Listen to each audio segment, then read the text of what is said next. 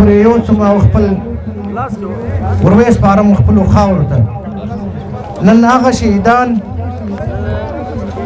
ودې ته پراته دي، منډې خوندې په انتظار دي. نو آفرین ودې دا بهادرۍ ته شي.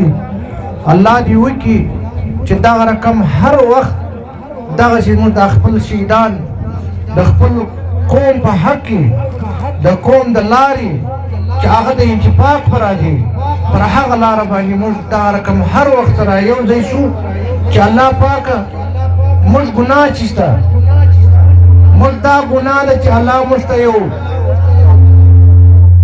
ښه معدنیات راکړي دي. ګناه مې دا ده چې الله پاک موږ ته اوس په ښه سترګه کتلي دي. الله پاک موږ ته په دې ګناه موږ ته دی شیشه انجینریان په موږ کې پیدا شوي دي چې خلک مې نه برداشت شي، یا ښه ډاکټران پیدا شوي دي چې خلک مې نه برداشت شي، یا ښه وکلا پیدا شوي دي چې خلک مې نه برداشت شي. دا واحد دا ګناه زموږ واحد دی چې موږ ته الله پاک دا وسایل راکړل او هغه خلک موږ ته په دې باندې نه دي خوشحاله چې موږ الله ته د خپل وقار ته خپل ژوند ته ورخلاص کړي. دا کوم اوس موجوده صورتحال کې دي. ما سره نن اختر جان صاحب ما او دی په سیټ کې سره یو ځای وو. نو ما د دې قوم د هر یو سړي ذکر ورته وکړي چې مولانا صاحب دا وویل، اظهر خان دا وویل، نصر الله زیري دا وویل، فلاني دا وویل، فلاني دا وویل، فلاني دا وویل.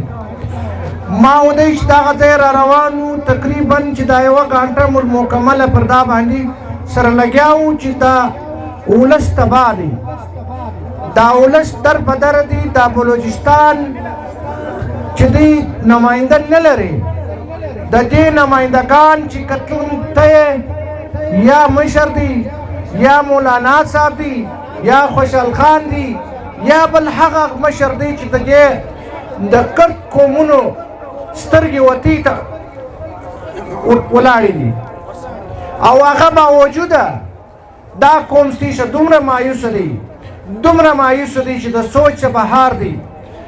او ټول وجه ما ورته وجه په دې باندې چې نن ستا ښه سیاسي مشران او ستا سیاسي علما په احتجاج پخوا به ته یو احتجاج وکړي، هغه احتجاج به یو رنګ راوړي. نن دا ستا احتجاجونه که پښتون دي که بلوچ دي د ګرد خلکو وتې ته سته او ته هغه احتجاج رنګ نه راوړي، مسله مې نه حل کېږي. نو هغه خلک چې په دې سیسه مایوسه دي چې هغه تی د ځان نه بولي او د ځان یې خوږ نه بولي، په دې خاطر خلک مایوسه دي.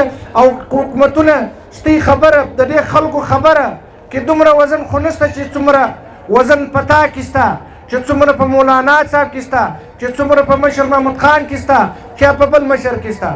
زموږ خو واحد د قوم لیډران پې 5-6 یاست. دا 5-6 د دا شهیدانو دې د الله ته په خپل ګریواني کې وګورئ چې دا شهیدان در نن څومره ورځې پراته دي. زموږ دا مشران باید چې راغلي وای د دې شهیدانو پر زخم باندې ملهم ورچولی وای. ګورمنټ خو نشته، ګورمنټ کمه دی.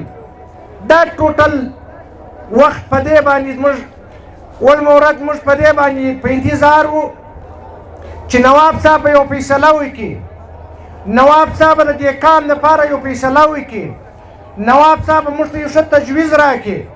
ما سره یو ملګري راته ویل چې نواب صاحب ویل چې زه د دې قوم څخه په خپل مایوسه یم، په دا قوم ما په نیمۍ کې پرېږدي چې زه کومه فیصله وکړم زه به راولاړ شم، سهار به د دې قوم سره هر څه وکړم، سهار به د دې غاړې تناو به زما په غاړه کې.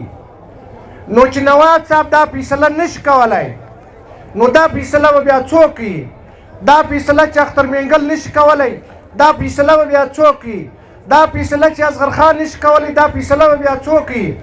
لکه پرون چې مولوي واسع صاحب کوم مثال ورته پیش کړي چې موږ د صوبې پر چا باندې بل مرکز هم شته.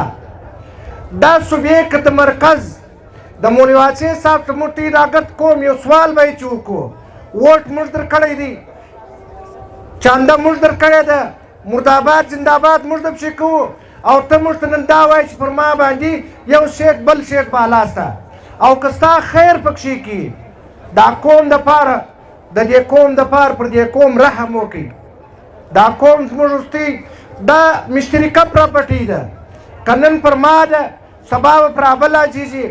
دا کوم چې اوس موجوده صورتحال را روان دي چې یو وایي پر لت یې خرڅ کړي، بل وایي پلانې یې وکړي، بل وایي پلانې یې وکړي.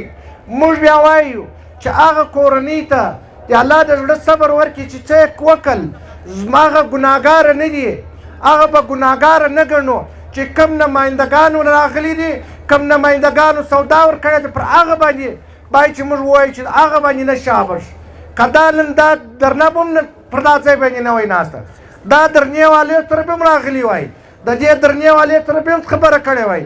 شاید و سکته نن موږ د دې قوم د دې د هغه 47 والا سره موږ په مخ کې روان سوي وای، موږ د دې کردار ته سلام کړی وای.